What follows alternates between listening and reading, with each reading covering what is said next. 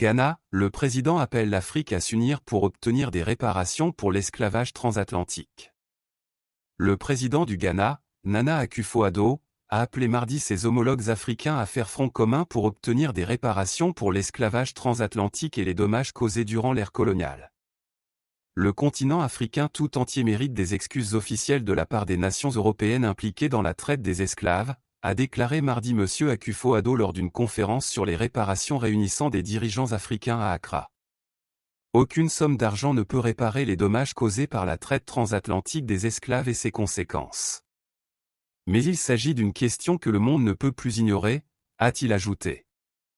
Toutefois, le président ghanéen n'a pas précisé la forme que pourraient prendre les réparations financières pour l'esclavage transatlantique, qui a organisé le commerce de millions de personnes d'Afrique de l'Ouest et centrale. Le président ghanéen, dont le pays a été le premier du continent à accéder à l'indépendance en 1957, avait déjà réclamé réparation devant l'Assemblée générale de l'ONU en septembre dernier.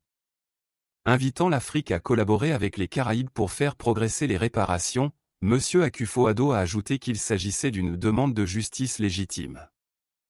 Il y a presque 70 ans que Kwame Nkrumah et d'autres panafricanistes appelaient à l'union sacrée de tous les Africains, qu'ils soient du Nord, du Centre ou du Sud, pour construire l'avenir du continent et lui donner la force nécessaire, pas pour demander, mais exiger et contraindre, si nécessaire, certains pays négriers à reconnaître l'esclavagisme comme entreprise criminelle et d'en demander pardon. Il n'a jamais été question, pour eux, en tout cas, de permettre aux négriers de racheter leurs crimes avec de l'argent. Ces gens-là, ces panafricanistes visionnaires, savaient qu'une Afrique riche et puissante n'aurait pas besoin de l'argent sale des descendants de marchands d'esclaves. Malheureusement, ils n'ont pas été écoutés. Pire, ils ont été assassinés ou exilés. Leurs successeurs en sont réduits, en 2023, à demander à l'impuissante Organisation des Nations Unies d'intervenir pour faire reconnaître ce crime.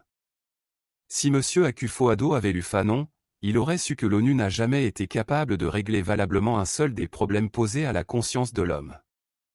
Après plus de 63 ans que Fanon a écrit cette terrible sentence, les Africains continuent à solliciter M. Guterres et l'ONU pour régler des problèmes posés à la conscience des esclavagistes.